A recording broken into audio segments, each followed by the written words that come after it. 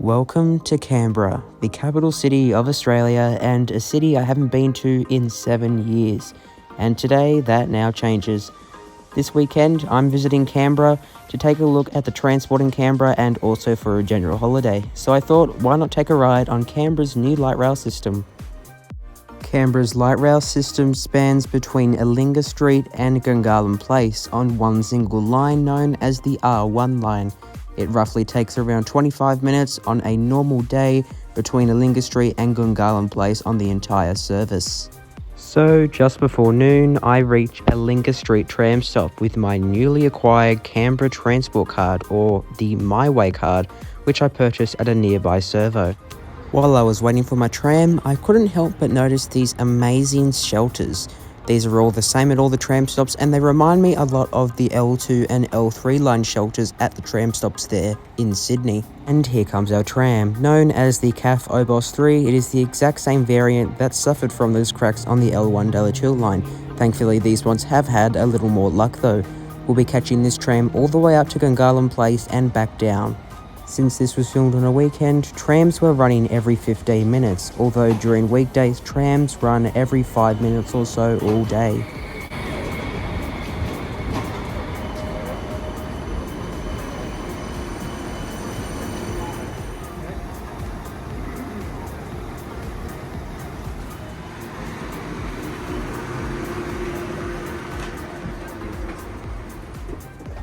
And here we are on the tram. It's quite busy today, so I wasn't able to get many shots, but whilst it was fairly quiet, I was able to get a few shots.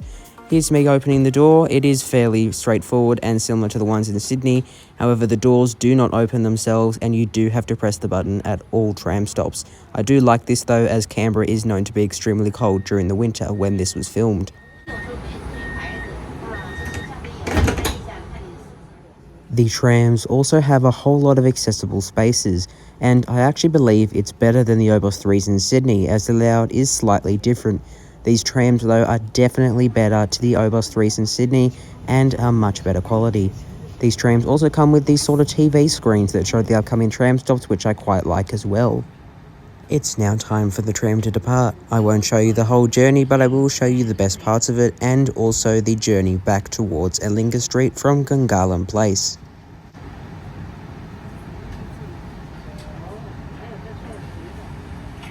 Now departing Alinga Street. The next stop is Alinga Street.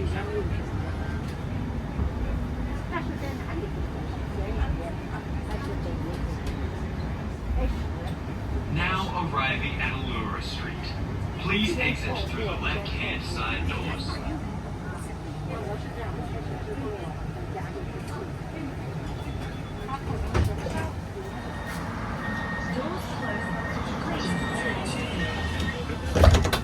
Now departing Alinga Street. The next stop is Macarthur Avenue.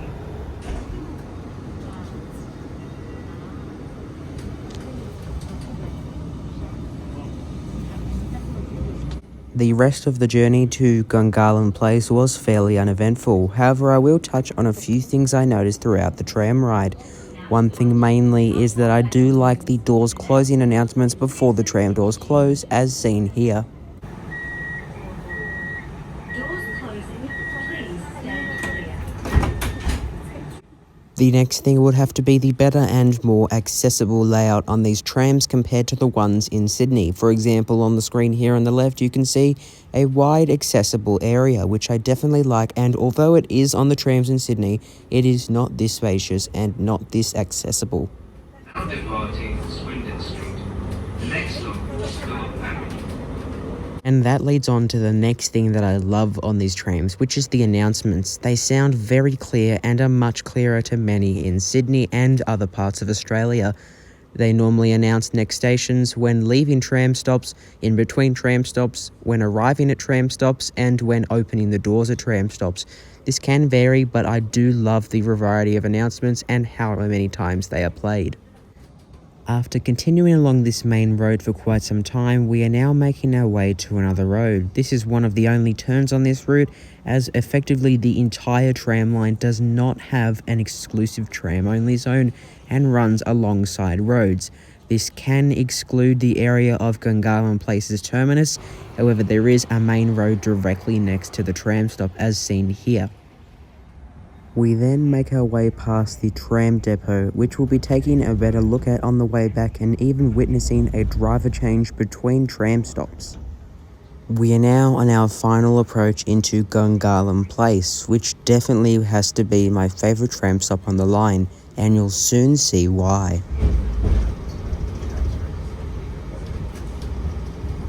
Now arriving at Gungahlin Place. Please exit through the left all right-hand side doors.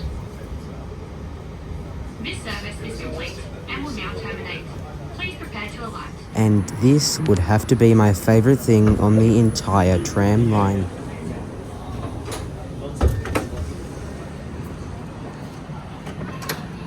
Only at Gungahlin Place are you allowed to walk through both doors of the tram to walk from one side to the other. This is probably one of the only tram or train stations like this in the entirety of Australia, and I even had no idea about this, so this was very cool to see. I then made my way to the end of the tram platform and took a look at the junctions and these rather interesting signals, which pretty much are traffic lights unlike the ones you see in Sydney. This is also when the tram was departing.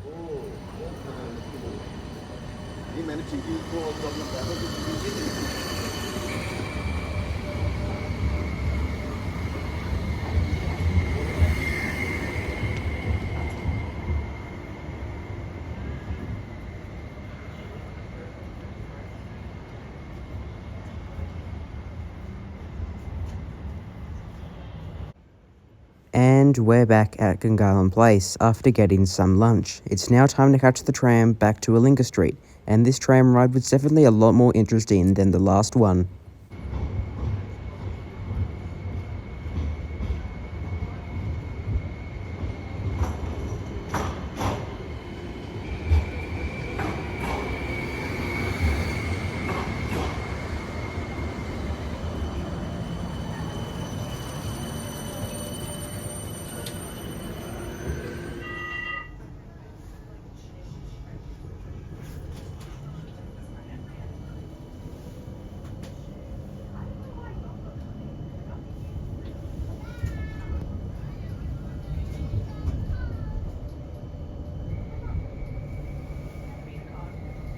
Now departing Gungahlin Place.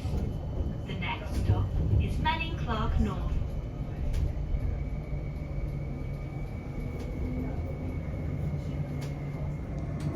I then got up to film the tram depot going by, but then something rather unexpected happened. Now departing St Street. The next stop is Epic Racecourse. Something that's only normally seen in Queensland and now apparently in Canberra is a driver changeover in between tram stops.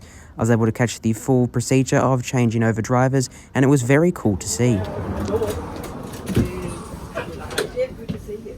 Good holiday. You might not say that later. See you. All's well. Yeah.